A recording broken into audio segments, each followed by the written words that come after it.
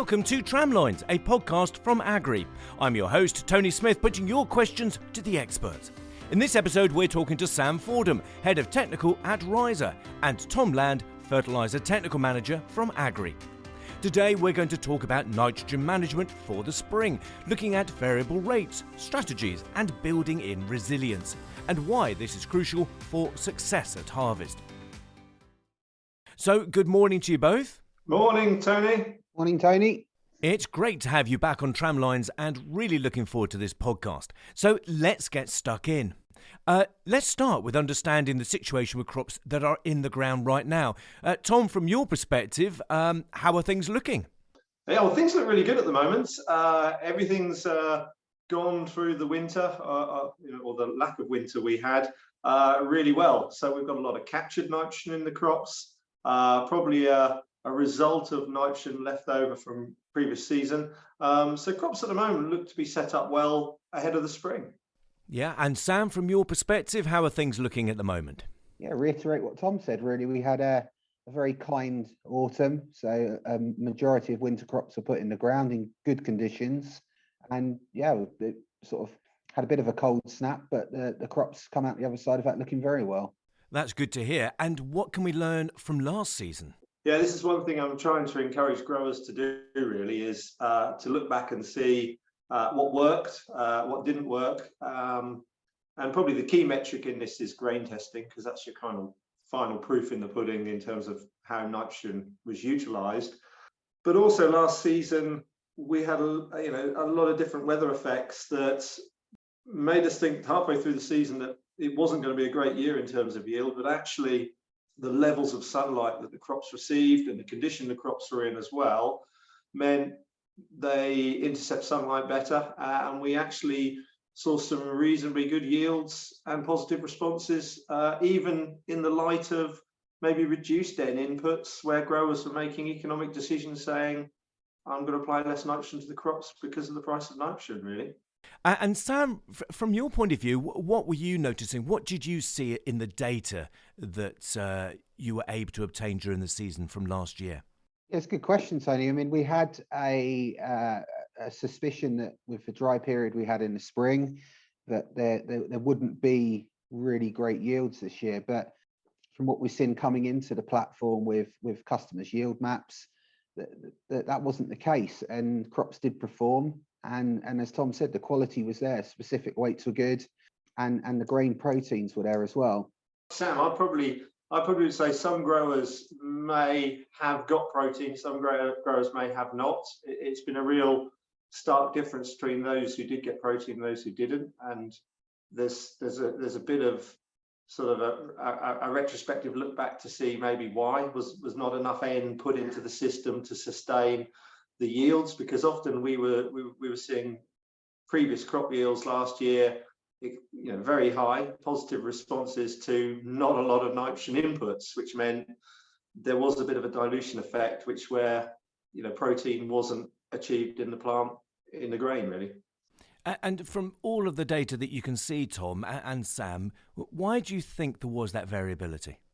I think given the weather conditions last year, and again how well crops managed to sustain themselves with the lack of rainfall, but also with the sheer volume of light interception into the canopy as well, meant they did produce good bushel weights, good yields, and I think it's a case of depending on how much underlying fertility and how much fertilizer was applied, really made the difference between what achieved protein and what didn't, really. I guess there was a bit of a hang up from last year, Tom, with nitrogen that wasn't utilised in the spring. This is a really interesting discussion, but how do growers start to create strategies, learning from those lessons last year? Yeah, well, probably the first thing I would do is, you can do a nitrogen use efficiency calculation based upon the previous year, so your grain analysis. If you haven't done broad spectrum grain analysis and you've got a protein result, you can divide that percentage protein by 5.7 to get your percentage grain nitrogen, and you can still carry on with the same calculation, just to understand how efficiently was that nitrogen used in the previous year.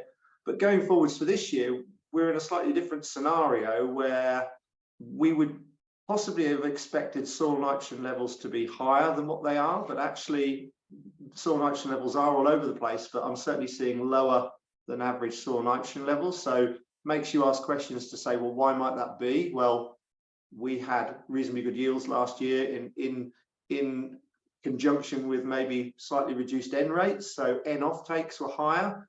We also had a good mineralization period through the autumn into the winter, so crops have sucked up nitrogen. So your first comment to me and Sam was, how are things looking? Well, crops look well because they've taken up nitrogen, free nitrogen in the soil. The only concern I have is how much residual nitrogen have individual farmers' fields got underneath them, and is this a year where we maybe need to think about nitrogen rates and recommendations in more detail? Okay, and so when you talk about looking at those rates in more detail, what's that going to look like? What does that mean? In essence, it means, we need to take account of soil nitrogen. Whether you agree with doing a soil mineral nitrogen test or not, you need to understand how much nitrogen potentially could come from the soil. We've got some, funding now under the SFI to test soils for organic matter. And I think growers who are now starting to see organic matter test results, you can start to then understand, obviously, if you've got reasonably good soil organic matter levels, it's great because nitrogen cycling in the soil will be better and faster. But also couple that with understanding the percentage clay content of your soils will also help understand how well nitrogen is cycled from residual soil levels in the soil. So things to think about, and some maybe some new information coming into the farm that maybe hasn't been done for a while, where we can start to understand, well, maybe field X performs better than field Y purely because we've got slightly better soil organic matter levels potentially. Sure, so that's going to influence decisions going forward, and that's clearly important. Sam, what data can you provide that's going to help farmers make those decisions? Yeah, Tony, so data is king, and we're learning that fast. And there are multiple sources that you can gather data that can help you with these decision making and learning and understanding what's going on. As Tom said, anything from understanding organic matter and clay content and your base soil indexes, that's something that you can get through soil sample data, but also looking at weather trends. What rainfall have you had to date, looking back at previous year's rainfall, so you can start to understand how a crop performed in certain circumstances in previous years. But I guess the most relevant, once you've established all of that, is crop biomass data. So whether that be through NDVI, GCVI from a satellite, or from drone footage, even some sensors that you can put on implements, put on sprayer booms, or another machine that's traveling through the field when you've got crop canopy. And these can really start to help you understand not necessarily the absolute, because absolute biomass is tricky to judge from a sensor, but you can certainly start to understand where variation is and use that to focus where you might go and look at crops to make assumptions for your plans and strategies for that year. You've both mentioned the impact of weather, but what can you do? What can you change based on, okay, crops are looking good right now, but we could go into a very dry spell. So what can a farmer do to build greater resilience into their final output of that crop? Yeah, I think, Tony, particularly for where I live in East Anglia, I think we are in a bit of a dry spell still. We haven't really seen a lot of winter yet, and we're 28th of February. Ditches, drains, aren't running. Leaching will run up to the end of March, the 31st of March. So there's still N loss from soils that can occur. But the other concern we have going forwards is spring around the corner, and is this all the rainfall we're going to see? I don't want to paint a negative picture, but I think we've got to be mindful of that and think about how we maybe look to manage our nitrogen inputs. Some people probably have applied bagged fertilizer. Some people are probably thinking about applying bagged fertilizer. And I think, we're the 1st of March tomorrow.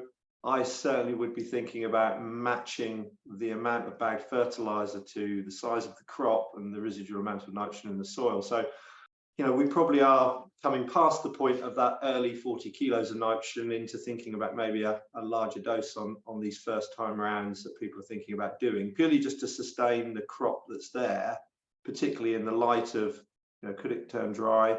And what weather have we got in front of us? And unfortunately, that I can't predict, but I'm just trying to look back at, the last sort of 4 or 5 seasons in East Anglia.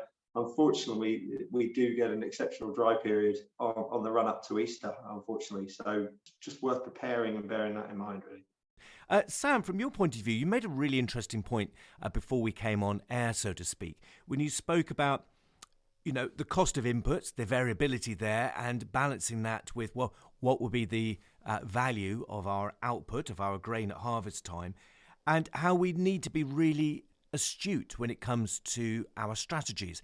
Tell us a bit more about that, can you? Yeah, so not to want to get into a debate on fertilizer pricing. It is still a volatile market. We have seen it come back a bit, but that's not to say it will stay there.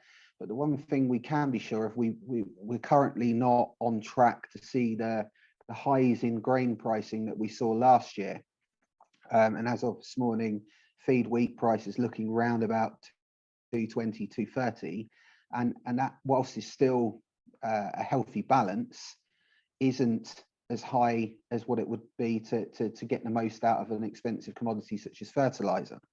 So we've really got to be adaptable and try and work with what you've got. And I on last year's podcast on a similar theme, we spoke about how changing the strategy for particularly variable rate nitrogen, but nitrogen in general, to give you that flexibility in the season to react a bit better. Tom's mentioned about it's getting a bit late in the day now for the smaller doses just to get a crop going, and we do need to be looking at larger doses. And that trend we've seen of larger nitrogen applications early spring seems to have paid off when the weather has come dry. But going back to my comment about adaptability, the one main driver of yield and I guess profitability on farm is the weather, and we can't reliably predict forward long enough for us to make bold strategic choices in how we're going to manage a crop. So that kind of leaves us in the realms of, as I said, use the data you've got, look back at historical data, but certainly use what you've got in season to manage the crop you've got in front of you. And that's really where tools such as Riser and Contour with variable rate inputs can come to the party and start to help you target that spend a bit better. And Tom, how do we start to do that on farm? Yeah, I think now is a key time. That's the reason why we're having a podcast, really, is to be having a good look around the farm, identify what's good, what's bad, where the potential is, or where more attention is needed in terms of, is it a late drill cereal that maybe needs some extra nutrition to help, through tillering, because, we've got to try and build and protect tillers on the run up to growth stage 30. And that's where nitrogen plays a key part in terms of getting nitrogen into the system, so it's there so the plant can physically utilize it and take it through. So now is a good time to be looking and identifying where potential is. Like Sam said, the volatility around fertilizer prices is never going to go away. That's a separate podcast in itself in terms of when do you buy your fertilizer. But I think we need to then just think about how we manage that input in response to the economics. So if you have got the potential there and you've got the opportunity to reduce nitrogen rates because you've got soil fertility, you've got good soil structure, you've picked up a trend in strong nitrogen use efficiency levels from previous measurements. The answer isn't always 200 kilograms of nitrogen. It's not 240 or 260. It could be 180. It could be 150. But you've got to identify that potential on your own farms. It's not a broad brush approach. So that's the one thing I would think about is you start to understand where the potential is from maybe either applying more nutrition or less nutrition, really. So, Tom, from your point of view, what can limit nutrient uptake? Mostly dry soils, poor root structure. They're probably the fundamentals, the physical aspects of the soil, in terms, because all of the fertilizer we apply gets applied to the soil, and the nitrogen that's already in the soil needs to be converted and made available into plant available forms of nitrogen. So the physical aspects around the soil play a huge role in terms of nitrogen cycling into the plant. And that's a great link and a great call, really, for all the listeners today to listen to some of the fantastic podcasts about improving soil structure and improving soil health. And of course, Sam, combining that with the amazing data that Riser can provide in season. Sure, that sort of strings it all together. You understand the soil and the crop from below, and we help you understand the crop from above. So it all goes hand in hand. But Tom's got some really good points, and one thing I guess I've learnt myself through the years playing with precision farming and variable rate is that what you definitely don't want to do is limit the crop. And there's a trend that people are a bit scared to push the boundaries. And if you're putting 200 kilos of N across a field flat rate, you still have variable yield. So there's some areas that will overperform and some areas that will underperform. You're not utilizing the product as well in the poorer areas, but you're potentially holding the crop back in the areas that perform better. So this way of thinking of, well, we'll just use precision farming to either level up a crop, which is fundamentally not the right thing to try and do with nitrogen, or we'll try and save some money. Yes, there's savings to be had, but you don't want to be limiting anywhere. So that all sounds like really great advice. But in terms of what do we take away from this podcast, what would you urge growers and listeners to do that's different to help their performance in terms of when it comes to harvest time? Tom, what would be your top tips from today? Top tips from today is probably our eyes are probably the first point of call in terms of looking, as you're traveling across fields, listening to this podcast, a good visual of the crop, and picking up what, Sam's doing with mapping, NDVI in crops. You can then start to ground truth the whole field, the part of the field and things like that. Farmers are now setting out across the fields, either applying fertilizer or micronutrients, and it's a good time to take stock of how things look. And Sam, from your perspective, what would be your top tips, your call to action for growers who are listening today? For me, it's adaptability. I think we need to be prepared to be more adaptable in our approach, not set out a nitrogen plan in October, November and stick to that. Reading the crop, as Tom said, that's your biggest indicator of what's going on potentially below the ground as well as above it. Use the data. If there is data at hand, if you've got historical yield mapping, if you've got historical soil maps, look at them, see where the potential is, and have that think, well, if it turns dry, what might happen? And I think lastly is be prepared to change. And that's something that I certainly found difficult, changing my mind shift in how the riser tools might be applied on farm, but certainly be prepared mid-season to go, you know what, the weather's changed, or the conditions have changed, or the crop's changed. I need to change my strategy.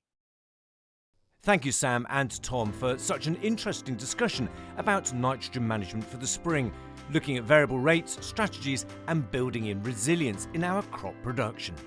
That's it for this podcast, but do tune in again as we meet the experts throughout the season, exploring the many immediate and longer-term questions for growers and farmers in the UK. If you have any questions that you'd like us to ask the experts, email info@agri.co.uk. See you next time.